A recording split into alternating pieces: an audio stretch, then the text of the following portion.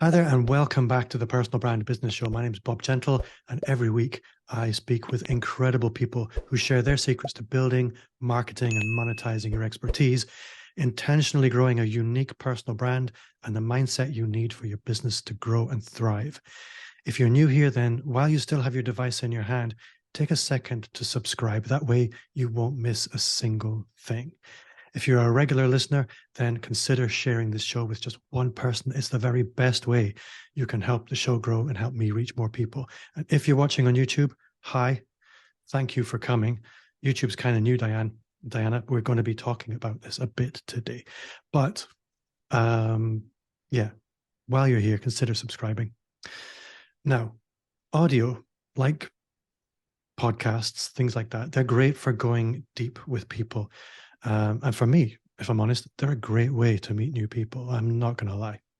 But when it comes to moving people towards taking action, there is nothing beats video. My video journey has been long and hard. And anyone who knows me knows I'm not big on stepping out in front or being on stage or being visible in any form. It's not natural for me. And this week's guest has been a role model and a distant mentor for years now. So it was my pleasure to finally meet and also share with you Diane Gladney. Diane, welcome to the show. Thank you so much for having me, Bob. It's my Diana, not Diane. No, it's my pleasure to be here. So I have been watching your YouTube stuff for a long time. I think your YouTube channel is probably one of those where people, they go there when they need something. I think that's been my experience, but over the years, it's kind of changed a little bit. But before I start racing into all my questions, because trust me, for the listener, I'm holding up a page of paper with all my notes on it. For you on YouTube, that's all my notes. I have so many questions, but for the listener who's meeting you today for the first time, can you maybe just start by telling us a little bit about who you are, where you are, and the kind of work that you do? Yeah, absolutely. So my name is Diane Gladney, as you stated. I'm a native out of St. Louis, Missouri, aunt to 22 incredible nieces and nephews, and the youngest of 6. So I come from a very large family. So being an introvert, you have to learn those extroverted tendencies. So needless to say, starting out, video was not my go-to thing. I would much rather pick a book, go find an empty part of the house, and just go and read. And that never really changed as I got older. So to do all of this with video is very interesting and different. But my journey with video actually got started with a mentor of mine doing like I usually do with a lot of my clients, and probably you're familiar with as well, Bob, which is say that you have to actually get started doing video. And for me, that was probably like the worst news ever. And so doing that and transitioning into video later on was, again, it's just a complete world difference. Now, what I actually wanted to get started with was helping entrepreneurs just get started. A lot of people find it difficult to take that initial step. But what I uncovered was the more that I started creating videos, the more I ran into issues that at the time I couldn't find good, dedicated answers that weren't trying to turn you into a filmmaker or some photographer of some sort. I just wanted to make videos for my business and brand.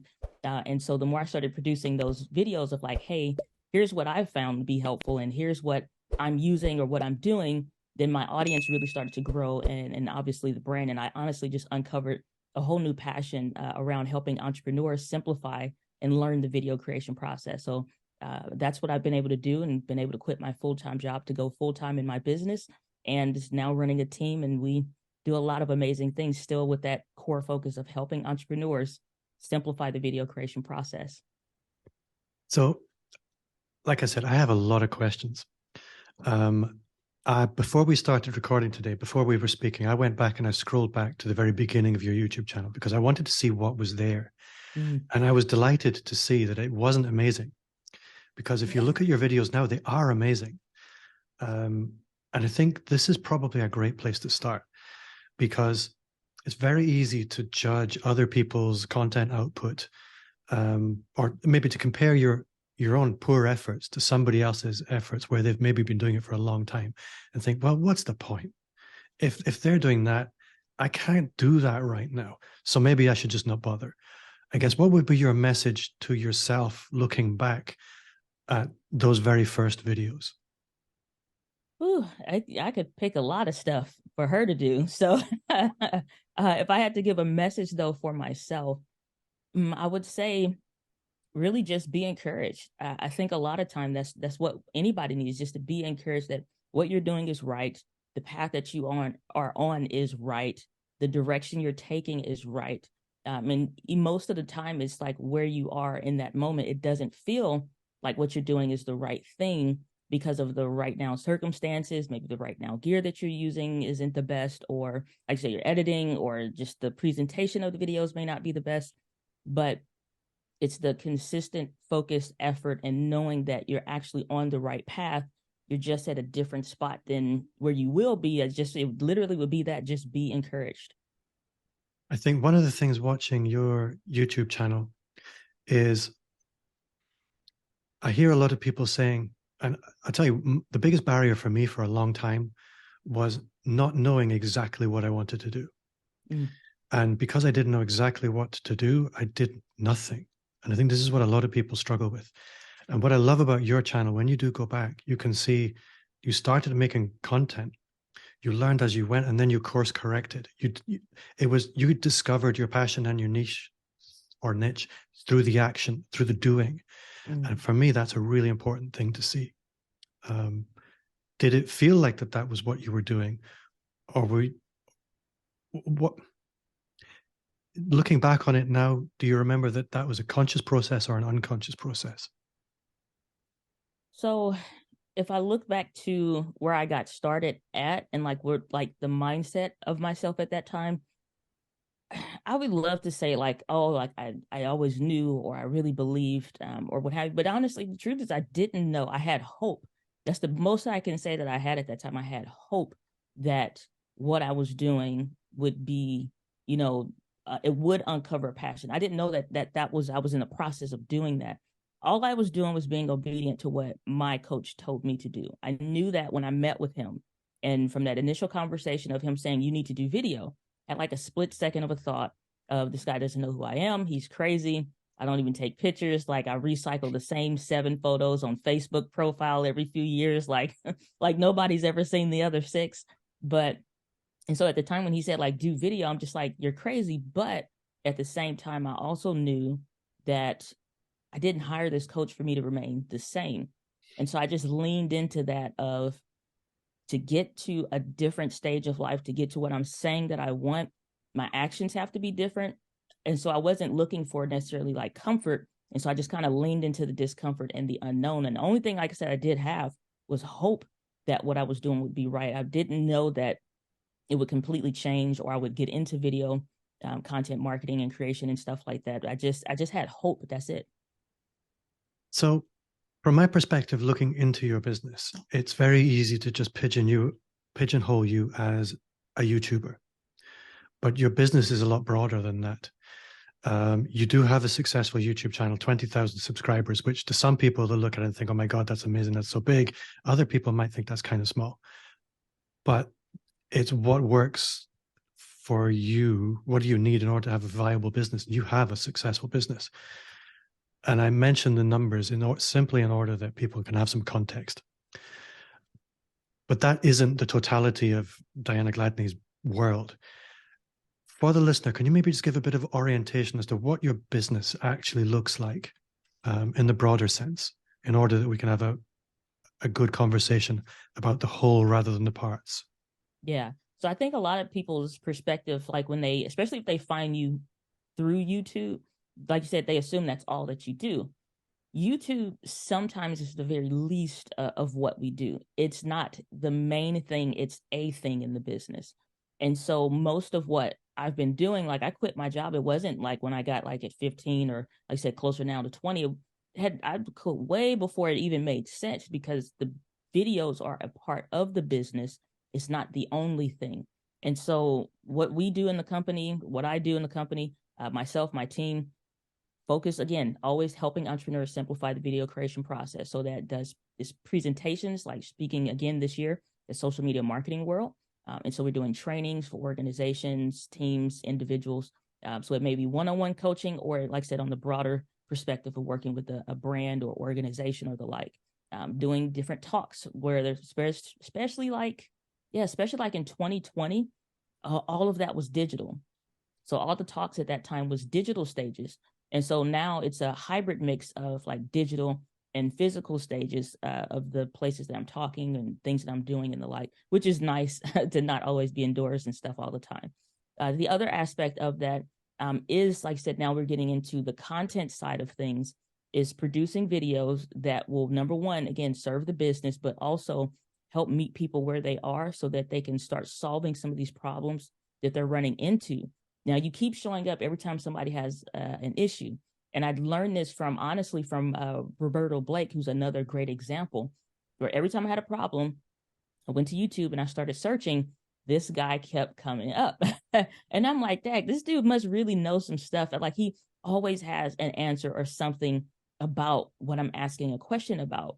And so I recognize that if I want to have that kind of presence, to where it's like you cannot escape me no matter where you go, when it comes to certain things around video, I wanted to make sure that I kept coming up, so that leads and feeds the other parts of the business. And obviously that's podcasting, that's the social media content that we put out on like TikTok or Instagram or LinkedIn even. And then, of course, the main hub of that content is over on YouTube, which is always a personal joy and love for me. And that leads into like our Friday live streams and stuff like that. So looking at the cross section of your revenue streams, again, when we think YouTube and YouTuber, we think monetization and things like that. And you probably have an element of that.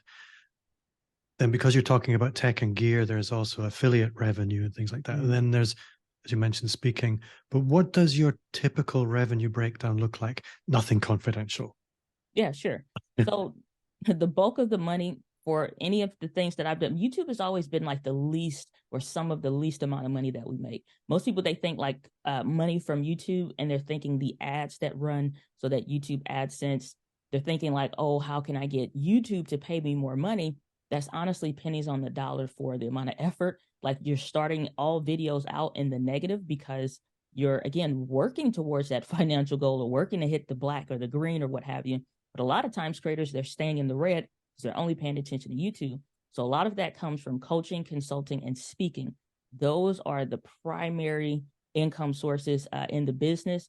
And then underneath that, you start to get into that associative and related stuff, whether that be creating courses or doing business videos for a company. We're not necessarily, coaching them per se, but maybe we're doing like some kind of product-based thing. So like, for example, a great example would be Ecamm Live. We did the the Ecamm Simplified course. And so that course was something that was like a paid service or whatever.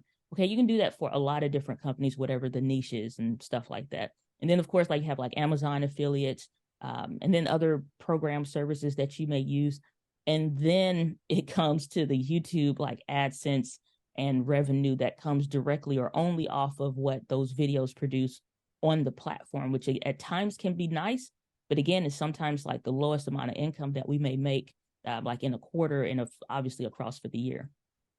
It's something I encounter quite often is people who have become great content creators, but you get to know them a little bit and you realize under the surface, there's almost no business because they focused so heavily on the content creation and the assumed monetization that would come with that. And for me, that's really exciting because there's so many additional revenue streams that you can bring into that.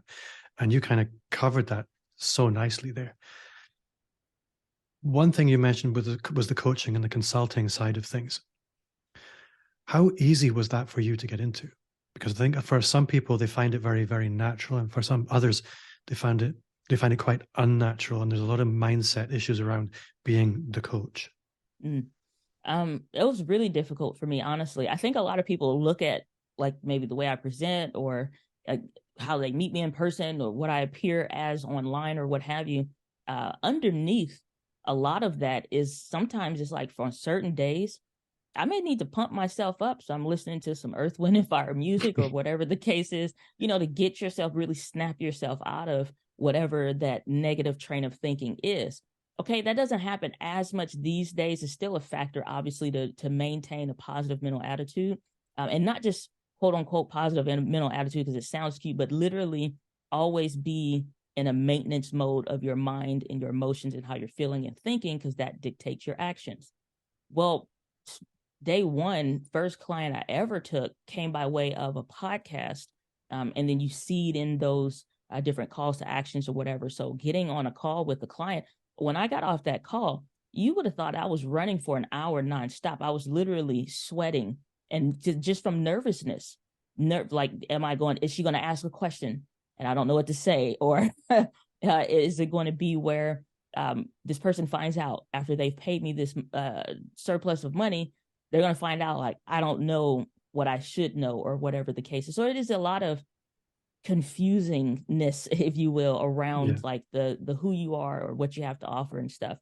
My thing is, in the beginning, it wasn't easy, but again, I was just solely committed that if I wanted to get to where I'm imagining in my mind at the time, it has to go through some level of discomfort, because obviously my best thinking has got me to where I am today in that moment. And that's always true. Like, your best thinking has gotten you to where you are today.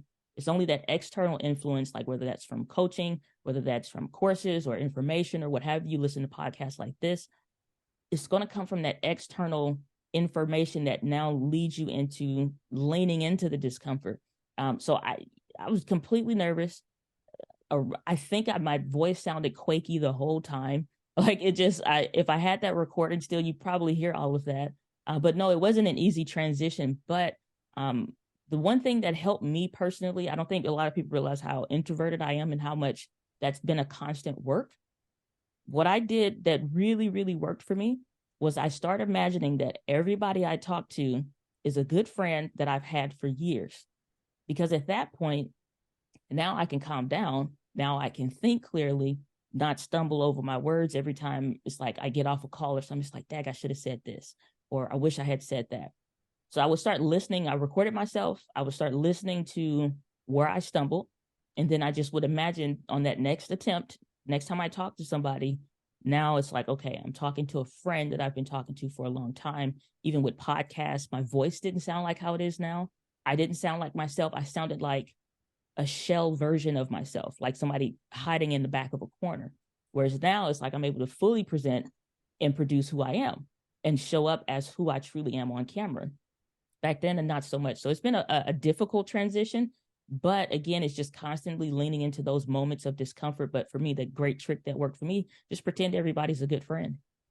I think these tricks are really, really important. I think listening to you, I was reminded by one of my podcast guests, what did something amazing. Doesn't really matter what they did. But I asked her about it. And again, to get to the quick, she said something to me which has always stuck with me, which was, your business will change when you change, or your business will grow when you grow. There is no business growth without personal growth. And a lot of people just are quite arrogant. I am who I am. And they just go through life saying, I can do everything. I don't need to change. I don't need to grow. And that's fine. You might get lucky. But the truth is, if you were to parachute me into the body of any incredibly successful business owner, I would destroy that business within a week, because I'm not the person that I would need to be in order to be successful in that role. I have to grow into that. And you grow through catalyst of experience. And that's where you're talking about discomfort is so important. Most people avoid discomfort. Well, you're just going to remain the same. If you want to be lucky and if you want to be successful, discomfort is the price. It's so important to remember.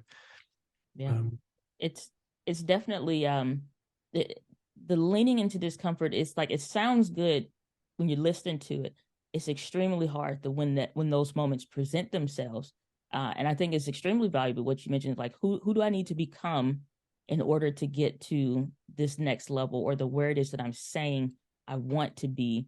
And I think one of the most dangerous things that people profess and keep saying over and over is like, just the way that I am, or I've always been like that, or I've always had these issues. If that was the case, I absolutely wouldn't have the opportunities or work with some of the individuals that I have now, because I would have been okay with who I was. And it's not to say like hate yourself or whatever, but I think people in this audience understand that it is about knowing that who you are is good enough, but at the same time, who you are is also not enough.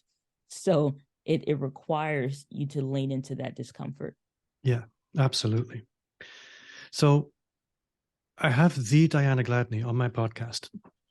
It would be ridiculous if we didn't speak about actually making videos. So let's get into this a little bit.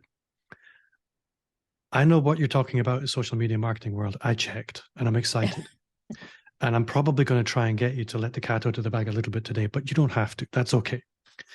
But where I'd like to start, because you work with lots of people through your online group coaching academy, but also one-to-one. And if you're like anybody who works with lots of people in a coaching capacity, you know that in the first week, you're probably going to cover the same things with the same people again and again and again.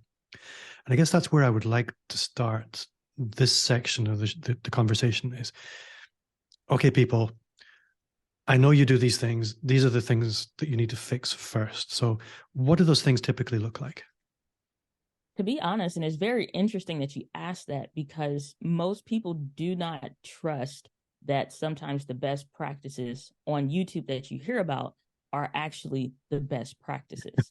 And so like it is the wildest thing. I literally was addressing an email about an individual. If I said the person's name, everybody would know who I'm talking about. But I replied to that email expressing how I get how frustrating it is that you can, big personality, brand name, major TV networks, all that stuff, still not abide by the best practices.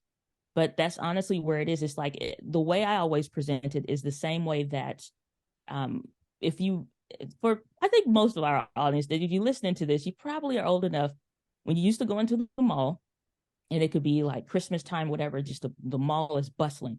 When you walk in, the first thing that they would have that would present to you is the "You Are Here" map. Like it give you the whole map of the upstairs, downstairs, food court, Sears, Macy's, whatever, all these different brands. But it would tell you like "You are here."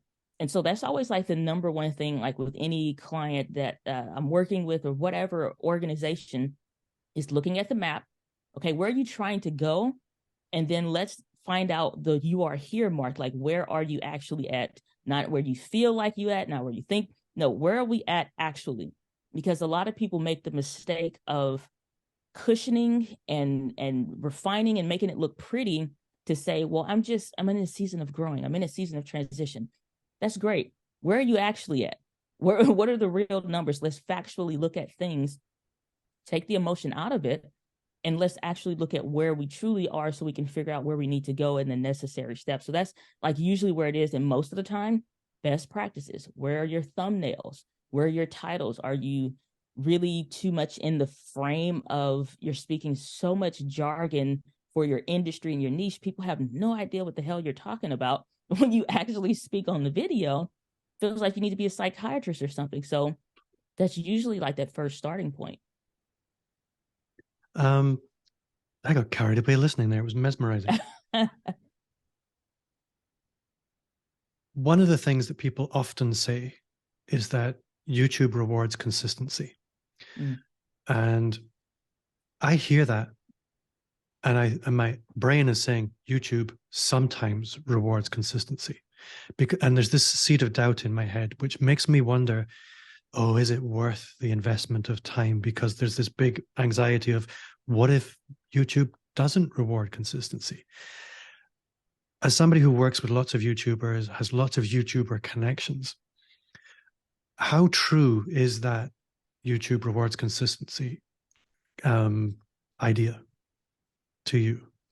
So the truth of the matter is that is a statement that gets passed around a lot, but it has a truth and a lie about it. The truth side of it is the statement is true, but not for the reasons that people think. The lie portion of it is when people say YouTube rewards consistency. You can replace YouTube with your clients, your niche, your knowledge, your personal growth, your business growth. Those things reward consistency. Like, you know what I'm saying? Like, it's not YouTube's going to give you anything. Yeah, YouTube presents you with an opportunity. And so to not get into like the opportunity of YouTube, that's not the point. It's YouTube, being consistent on YouTube matters because you are growing as a person. You're changing. The platform, as far as the algorithm is concerned, YouTube does care about you showing up because they care about the people. That's where a lot of people, they confuse like algorithm and people. The people are the algorithm. When we sign in, you sign into your account, I sign into my account, we're going to see totally different things because YouTube is catering to us. And so when you're creating content and you're sitting in the creator seat or the entrepreneur seat, or that content creating entrepreneurs who I primarily speak with, you are not creating and speaking to make yourself sound great, to be wonderful or whatever. You're serving. It's always being in a seat of service. When you cease to do that, when YouTube can't say, and it doesn't know if it wants to recommend a channel, because we don't know if you're coming back. You can say in your videos all day long, we post new videos every week. The YouTube banner can say, we post new videos every week. And then when you look at the channel, you see 2 years ago, 1 year ago, 6 months ago, 2 weeks ago, and then 7 videos in a row for the last week. We don't know what you're doing. So YouTube is like, I don't know if I can send somebody there because who I'm trying to recommend, I want to make sure they keep coming back. And so the algorithm is based on people. And I think a lot of people miss that bit. That's why YouTube rewards consistency. That's why it's true, is because they know that we have these many users that sign on, which that number just continues to increase. We have these many users that sign on. We have these many overall active account. We know that the person that you're specifically looking for signs in about 17 times in the first 3 days of the week. But in those 17 opportunities that we have to keep them on the platform, we don't know if we can take a chance recommending your stuff because maybe you made one great video and we haven't seen you since. So that's why it's like YouTube rewards consistency, is because the algorithm is constantly in an ongoing search to look for content that's relevant to what your ideal target audience that you're trying to reach out to is looking for, but make sure it presents people and channels and organizations that actually, number one, serve in relevancy, but number two, actually serve by actually showing up. And this person has a reason to keep wanting to sign on and click because they're waiting to see your stuff. So I think listening to that, there's essentially two answers to the question. One is YouTube rewards consistency. It does. But at the same time, if you're consistently bad, it's not going to reward that long term, which is where the other journey really matters, which is if you are consistent, then you will consistently improve if you're making an effort. And that consistently improving is an important element of your long-term success and your longevity, because it's going to get easier and you're going to get better. So it's going to feel like it's less work. Well, maybe not, because as you get better, you probably put more into it. So there is a balance. Yeah, I was just going to say it doesn't quite work. It's like that's the thought. And it sounds great, but it doesn't actually, the better you get, the more work. Your systems, if you got great systems, then sure, it may be more efficient, but I think we probably put in more work the better you get down the road. Yeah, the better you get, the higher the standards have become. I think that's probably the way to put it. I guess another question for me is, a lot of people will tell me, oh, I'm not really very creative. I don't know what to make a video about. Well, I want to shake them and say, yes, you do. However, there is the question of ROI. How am I going to get the best return on investment for my time? So I think the mistake a lot of people make when they're coming to make a video is, I'm going to make a video about something I want to make a video about, especially in a new channel. I think this is my perspective, and I'm happy to be told I'm wrong, Bob. I think I was certainly guilty of this in the beginning, and to be honest, it's not far off the beginning, where I think I'm going to make a video about this because I think it's a really good idea. And then you wonder why you get no views, because nobody was ever searching for that. So when you're advising people, how do you advise them to decide how they're going to spend their precious time making the videos that are actually going to give them the best chance of attracting a viewer that's relevant? I would definitely say, if somebody wants to start getting that traction that they want for their channel. They're just getting started. I 1,000% agree. Like, it should make good business sense to make content, but without a system, without a process, without knowing how to make great videos, it ROI is negative all day long. The best way to start that, especially for entrepreneurs, I always suggest looking at your frequently asked questions. There's something that you, your assistant, your team, whomever, is constantly having to answer the same questions via email or via this DMs on social media or what have you. I always say go there first and make, especially like you're just starting a channel, make 2-3 videos that are around those frequently asked questions, because number one, you instantly can turn those emails into the same 3-4 paragraphs that you may have to address, and it may be 2 or 3 parts of a thread in before now you get to the point maybe where you can present a service or you can present a product that you offer, or better answer questions, get them be a client, what have you. If you have a video that you can refer them to, or even better, they find you by way of that video, you jump through so many hurdles very quickly. And now you start to see, which is one of the things I initially started to see early on when I started to do YouTube the right way, was people come to your inbox now, or they now send that email saying, I've been binge watching your videos. I've learned X, Y, and Z from you. I'm ready to start X, or I need to do X. And we've skipped all of that stuff because you did the work one time and it paid off for you. Now this person, again, they're ready to do business with you instead of you having to fight through the email chain and all of that. So frequently asked questions is a great place to start, and it instantly gets you your time back. Imagine if your assistant didn't have to spend 3 hours of his or her day in the inbox. Now, what does that make possible for what they can do? Or now how many maybe goals that you had for the quarter can start to move up at least a few weeks because you have more of that time back. So that's an instant like ROI positive in time, which time is money, I believe. So money is simply an exchange for value. The value at that point is time. Now that can turn into clients, and it just becomes a cycle that feeds itself, especially when you're just getting started.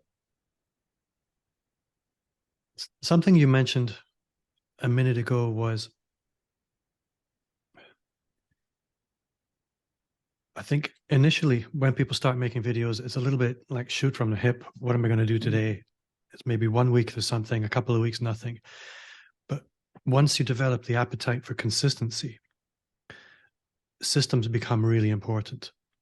And my systems are kind of weak, but I get through it. What is an optimal system for a YouTube newbie, we'll say, look like from your perspective? Where do you see the most common gaps? Where do you see the most common opportunities? The number one mistake, especially when you're looking at time and you're trying to, especially for somebody that's already busy. I think most people already can qualify themselves as busy for what you're doing for the week. So you're looking for those gaps of time that make sense. This is something that I teach. It's called the content quadrant, where you're able to break out content creation in time blocks. And so in that first one may be something that you can do within 10 or 15 minutes. That's a good Instagram story. That could be a recording of like a YouTube short or a TikTok video. They quantify as the same thing, essentially, that vertical video. You can record that in that same amount of time. The problem becomes you take those 15, 30-minute, even 1 hour time blocks, and you say, okay, I'm gonna make content creation in this hour. Most people mess up because you're expecting yourself to come up with the idea, research the idea, quantify the idea, plan it out, see how much time you have left, and then try to run through a recording and then wonder why the video doesn't work. You can condense time frames, but not like that. There needs to be a separation between your planning time and your execution time. The planning time is, for me, especially when I worked full-time, breaks. I stopped spending breaks with other people at the company that I worked for. I spend those breaks at my desk. So I can just log out. I put a sign up to don't disturb me. And then I would just be executing on, like, going through my ideas, quantifying idea. How is this valuable to the person that I'm trying to attract, or my ideal client? What's attractive to them? What would be most helpful for them, for where they're at and where you're meeting them in their journey? Okay, that's 15 minutes. You got a 30-minute, maybe 45-minute lunch break everybody takes. I started to condense time frames again. I'm not spending those with other people. I'm going through trainings or whatever the case is. So you got to separate that planning time to the execution time. So now I would get off work. And this could be the same thing if you're an entrepreneur. You still have those same time blocks. It's just a matter of how you're spending them. What time are you investing on your phone? Because it'll definitely tell on you, towards just aimlessly scrolling social media, which can be a joy at times. But mostly it's the worst way we waste time is just by that unassumed amount of time just of consumption of just scrolling through social. And it's fine, but not when you're trying to do something. So like refine that time and cut it down.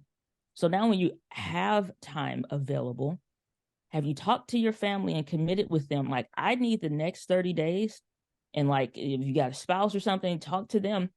I need the next 30 days. I may only be available for dinner time. And then the movie times, I need to go back in the office, or I need to go set some time aside and figure this stuff out. Now, once you, again, the planning time aside, if all you had was the 2 15-minute breaks and a 30, 40, 45-minute lunch or an hour, when you get off work, the next 2 hours should be execution. And so now you're looking, for example, that content quadrant of the shorter amount of times to the greater amount of times that you have. What videos can you create in that time frame? So that's what I would suggest. It's like separating the planning and the execution time into two different segments, because some people will say, I have an hour or 30 minutes. You can't go through all of the stages of trying to make a good video and like the planning and thinking about it too, all in the same gap. You have to separate that stuff out. I agree 100%. And I think this, when I unlocked this for myself, it really freed up so much, because you only have so much mental energy, and it makes so much sense to just silo off your creativity and say, okay, now I'm going to bucket 20 ideas, and I'm maybe going to outline one or two. And then the next time when you've got an hour to make a video, you just dip into the bucket and pick out an idea, say, I'm going to execute on this, and everything is easier. I think something else you mentioned, what you do and what I do in terms of content creation, it's never going to be the most important. It's never going to be the most urgent thing we do. And I think that this is the challenge a lot of people have, is there are so many things that appear to be on fire, that to spend time doing things that, like this, it is actually important. These are the things that will move the needle on your business. They require a great effort of will to address. And I think this is where systems become really important, because if you can build systems around the important things, like, because they're not going to happen by themselves. They just won't, because all those things that are on fire, they're still going to be on fire tomorrow and the next day and the next day. So you need to be extremely disciplined to do the things that aren't on fire. Now, another place I want to go, there's two more things I want to talk about. The first one is, I want to come back to discomfort, because I'm kind of okay with the talking head video now. I can improve the quality of it. Like we're talking just now, my lighting's kind of weird. I'm not going to go fix it. I don't worry about that. But I know if I want to really level things up, then it's all about the environment. I'm probably being in places where I'm not comfortable making videos. So out on the street, doing the traditional vlogging style stuff. For me, that's a complete, oh my God, I'm going to collapse into a pile on the floor. So what advice would you have for anybody that's maybe thinking about being a little bit more public in the creation and not simply putting the stuff they make in private out in public? Yeah, that's a great question, because the idea of leaving what you've now created as a comfort zone space of creating and just simply going someplace else to do that exact same thing, it's like 100 went from 100% comfort level or even close up there to now it's like at 7%. So what I would suggest is just start moving around in your space. A lot of times just simply switching that up could be monumental for a lot of people. The reason why is just simply the change of environment. When you get into a space, like if it's sitting in this chair, sitting right here with this specific angle at the desk, it becomes a comfort zone. It becomes a pattern that your brain recognizes. Your muscle memory kicks in for everything on your desk and, X, Y, and Z. But What happens if you go sit back there? I have the little sofa. Now what? Your brain is like, this is different. So it's like just introducing those small elements of separating from what I'm doing at my desk. Maybe I'm finding a different angle. My office is deceptively small for a lot of people. Having this conversation with a friend, he came to town, and so got a chance to meet them in person. And it's like, man, your office is so big. I'm like, no, it's not. I'm like, I created angles simply just by switching it up to, okay, not this one at the desk. Let's sit on the other side of the desk. Let's sit at the other desk up against the wall. Let's sit on the sofa. Let's change the angle. Just simply doing that, one, introduces something different for your viewers to look at, but at the same time, just get your mind out of this is the only way to make it, this is the best way to do it, because subconsciously, that's what you're telling yourself. This is the ideal position to create content in. The other thing is when you start going outside, or you start literally, like, maybe go in the backyard, go to a friend or a relative's house and go in their backyard. So it's not completely different, but it is different. Now, if you're talking about getting in public scenes, like where it may be sometimes, like I've done videos and vlogs and stuff, I'm in the airport, walking through the terminal, there's all kind of people around. That is a death-defying moment at that point. You might as well ask me to do some Mission Impossible movie type stuff. But the one thing was, I had that internal dialogue had to be corrected. I will never see these people again in life. And what other people think about you is none of your business. If you can adopt that and just repetitively tell, it doesn't matter that they looked at you, you will never see this person again. And even if you did see them again, you wouldn't recognize them. Just like, it's like, how many times have you been to anywhere? You go to the mall or something, and you'll see people. You don't recognize those people unless they work there. You'll never see these people again in life. So why do you care what they think? What other people think about you is none of your business. And then the last tip on that, I would say, without the camera, start putting yourself in uncomfortable situations. One of the greatest things that my aunt, who's been a great mentor to me when I was in my early 20s, I think at that time I was like maybe 19 or something, she made me go to the mall, and she would make me go and talk to people. And I'm like, why do I need to talk to these people? This is weird. It's uncomfortable. No, she's like, you need to learn to communicate with people. And so I start setting a goal every day, 10 people. Just say, like, oh, your hair looks nice. Or I really like that shirt. Or those shoes are really sharp. Just something like that. Those weird interactions that us introverts, we fight as all hell to never have, to just start having them. You start doing that, and just, like, again, 10 a day, 5 a day, whatever, just talk to strangers. Now you'll be a little bit more comfortable when you start getting out there around people, because you'll never see these people again in life.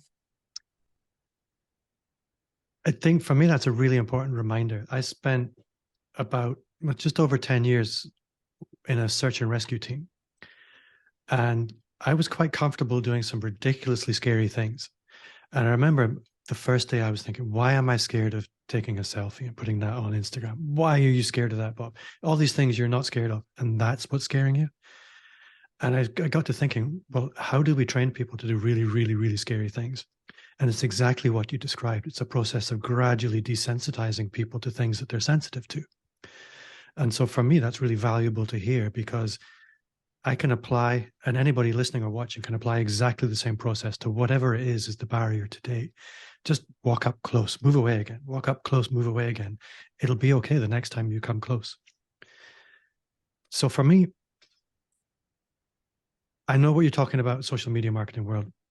And I'm looking at things like ChatGPT, and I'm thinking, oh my God, it's going to write a whole YouTube script for me. I can be so lazy now.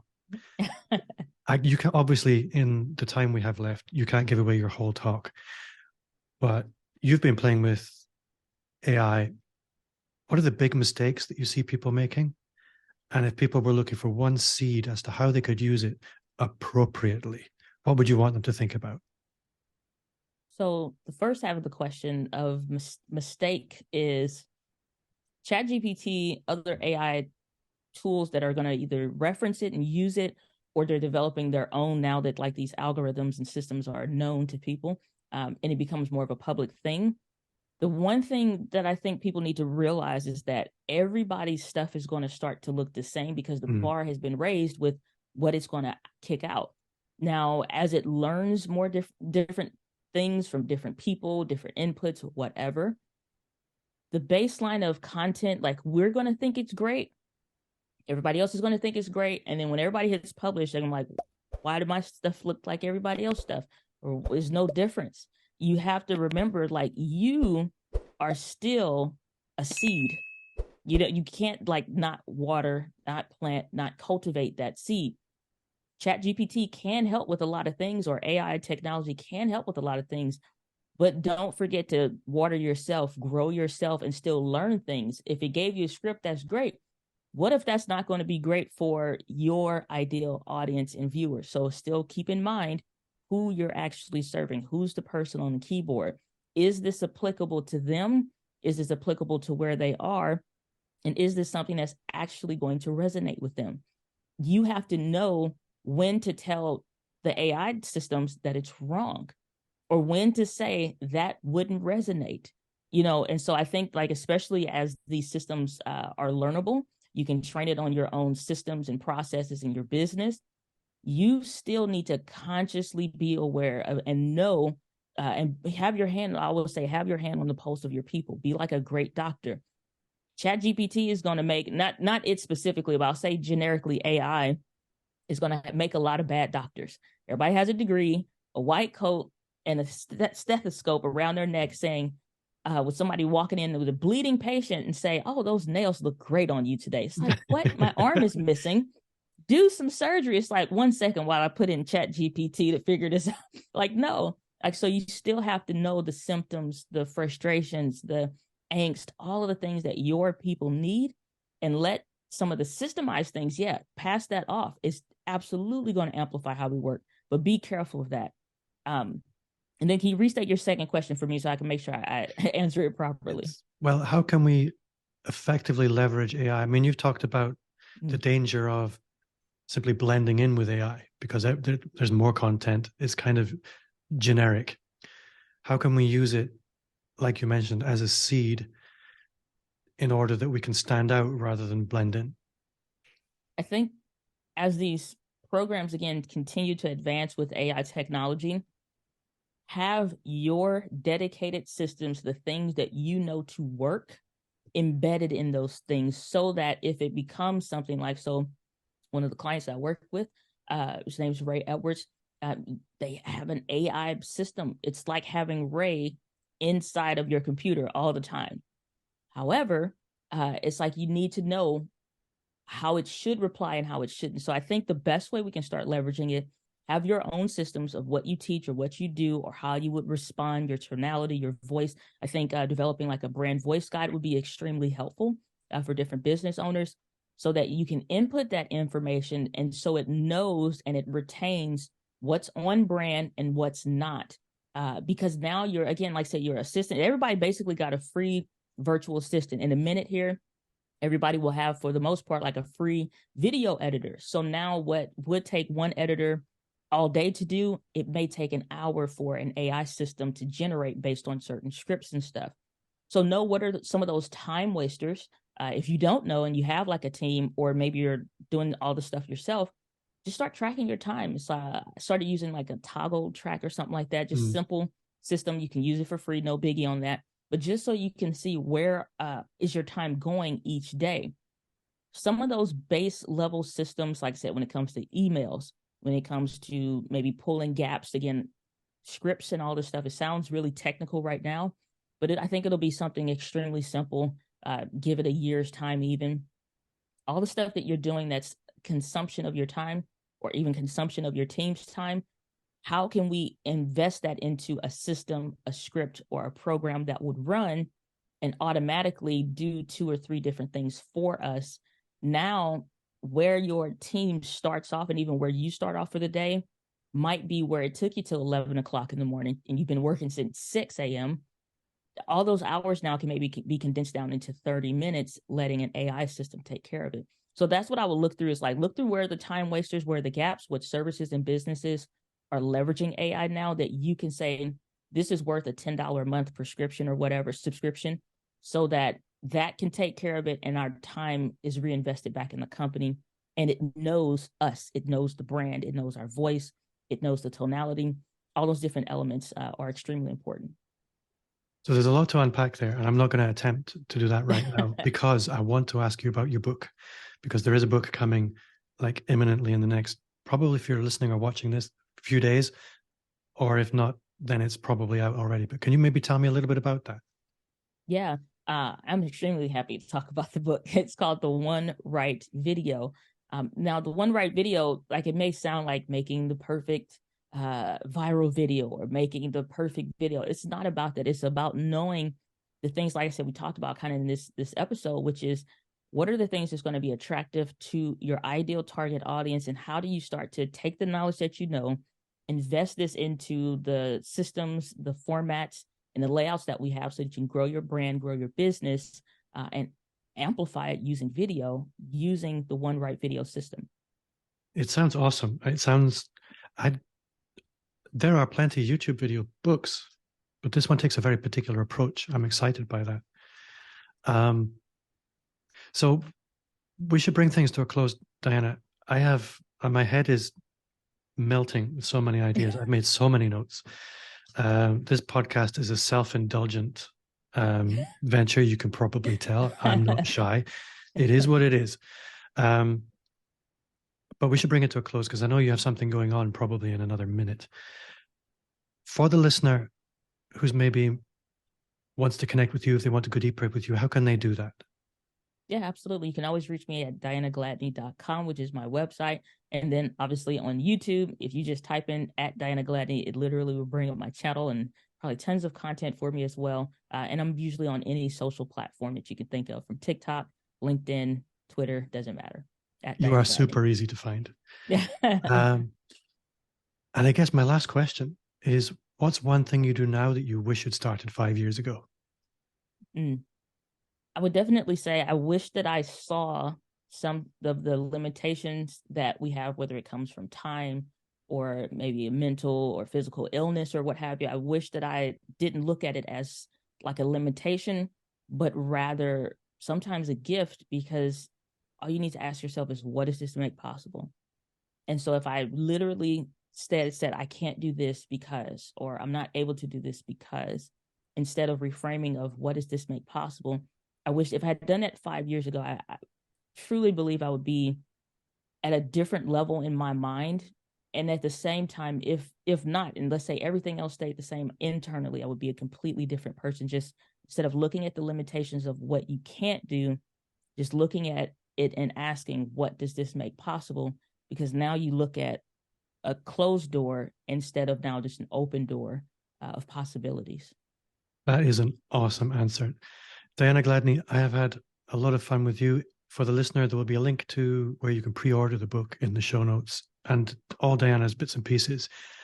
But that does bring us to the end of another episode. Thanks to you at home for listening. If you did enjoy the show, then I would gently encourage you to leave a 5-star review. That's 5 like the fingers on your hand, not 2 or 1, none of that. And to share the show with just one person. If you did enjoy the show, then you will probably also really enjoy the Personal Brand Business Roadmap. It's 100% free as a gift from me, and it's 50 pages of everything you will need to start, scale, or just fix your expert business. You can click the link in the show notes or the description below this video. Wherever you are, it'll be there for you. Diana, thank you so much for your time. I can't wait to meet you in person in San Diego next month.